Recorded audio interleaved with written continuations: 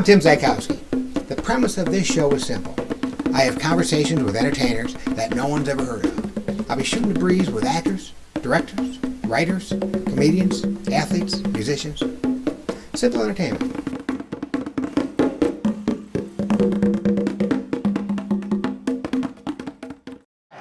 Hi, welcome to Anybody Who Ain't Anybody. My name's Tim Zajkowski. Today we're sitting in the lobby of the Masonic Temple, downtown Detroit, and I'm sitting here with a couple of the Flint Derby girls.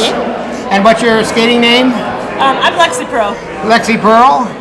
That's an excellent name. And Fuggah. Yes. say that one more time. Fuggah. With the All right. G. Those are excellent names. Now, have you played Detroit? No, we're looking forward to it. We don't know when that'll be, and it'll definitely at first be probably against the rookie team. Yeah, Motor City. I think they're called the Motor City Disassembly Line, which is kind of like their B travel team. Right. Yeah. I saw them. I was in Grand Rapids last weekend.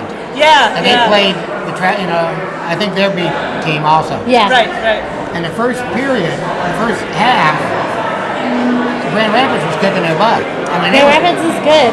And they're highly entertaining too to watch. Yeah, it was funny. fun. It was fun. And then the second half, Detroit came back and just kicked some butt. Yeah, Detroit, they're truly inspirational. To any roller derby league who knows about them, I'm sure they're amazing athletes. And what do you do for a living? Well, I used to teach preschool. Now I graphic design and photography from home. Really? Yeah. Nice. Yeah. So you're freelance? Yes, yeah. How's that going? It's going really well, actually. I'm one of the lucky ones. Yeah. Oh, nice. While I was out on a pregnancy injury, I picked up this job through one of our reps who needed work, and it just started snowballing from there. So it's working out well. A pregnancy injury. Yeah. Oh, I never heard it phrased as an injury before. Yeah. Well, it's a positive injury. I just never heard that before. Right. Pregnancy injury. Yeah. It doesn't happen a lot. You were doing something very strenuous when you got pregnant, and it was kind of causing that. Right, yeah, no. It wasn't a slip and fall type thing. No. It was definitely. And what do you do for a living? I'm a college professor. A college professor? Yeah. No way. What do you teach?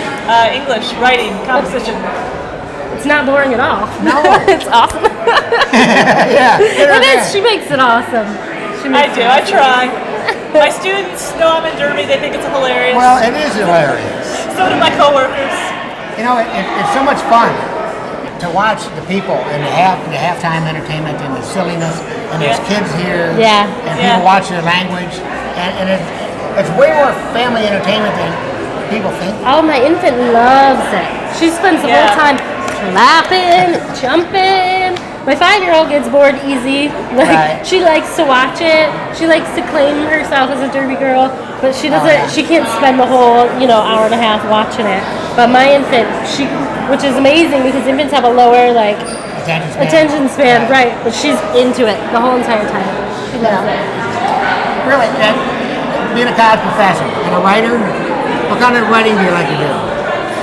To be quite honest with you, the last few years, all I've written is core syllabi and assignment sheets. Look, when you're teaching, 4 or more sections of composition a semester, at the end of the day, it's like somebody put jumper cables onto your brain. I mean, for real. Before, I did write, my thesis is a creative thesis, it's short stories, and I have written creative nonfiction. Nothing published, but I don't really have aspirations of publication, but when I do write, it tends to be creative stuff, creative nonfiction mostly. Oh, creative nonfiction. Yeah. Being a comic and an actor, there's always these things running through my head. Yeah. Different films, short things, and now that I'm playing with the camera. Right. Now that somebody lets you loose with a camera. I know.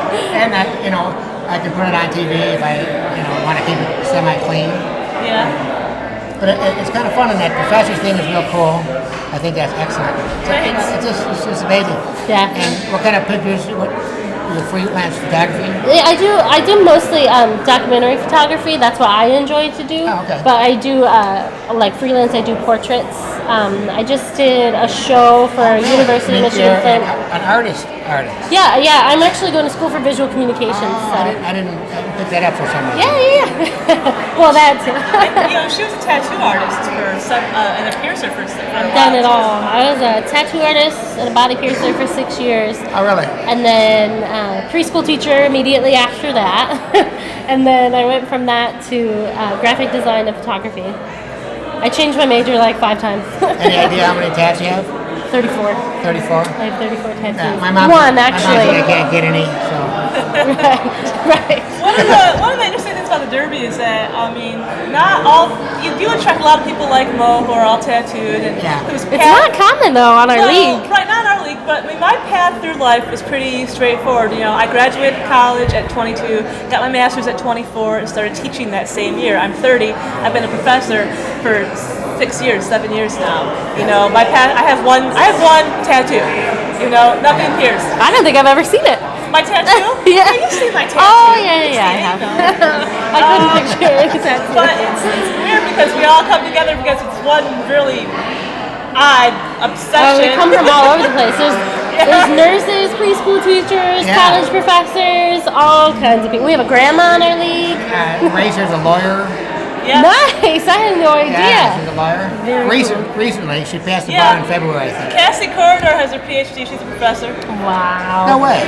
Yeah, Cole Fuchson's a There high it school is. teacher. Wow. Dot Matrix is a high school teacher. Yeah, Matrix is right. I met her in I Columbus, don't know. Ohio. She's a very attractive lady. Like, I don't know. She probably teaches high should probably school. tone it down, Neil. Oh, I'm in the sure. classroom. You have to. But wouldn't her students come?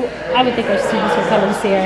I would. I've seen what she wears at bouts. Yeah, that would be interesting to have, A student interaction. I had at our very first recruitment event, because we used to throw these huge recruitment events where we put the new recruits through like ridiculous games to earn ridiculous prizes. And at one of our very first ones, one of my preschool kids came, because I was teaching preschool at the time, and won the raffle. And it was almost like, because I'm wearing fishnets and a short skirt, I'm just like, oh God. Oh, your Is this tattoos hanging appropriate? out. I teach preschool. Yeah, none of the people, I went to preschool and all my tattoos were covered up, so Oh, sure. nobody there knew that I had tattoos. It was awkward. and a lot of people plan it out. They'll stop at the Not wrist. when you work at a tattoo shop. You Well, don't no. plan it out. You're like, No. okay, this one will fit Yeah, I got here. some room here. And, It's called stamp collecting. Is that what it is? Yeah.